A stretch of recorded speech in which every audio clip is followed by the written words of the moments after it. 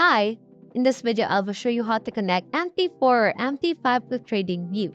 So first things first, make sure that you have logged in or you already have an account on the TradingView. Once you're done with that, make sure that you also have an account set up with both the broker that supports MT4 and MT5.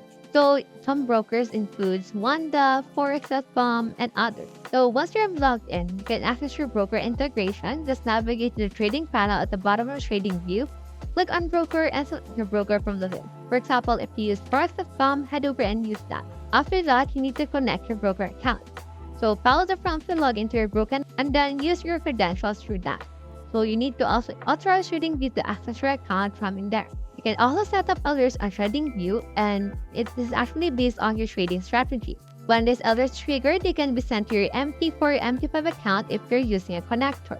Now you can also just place a test trade through TradingView and ensure if it reflects correctly in your MT4 and MT5 account. That way, you only need to use one account for both of them. So that's how you connect MT4 and MT5 with TradingView.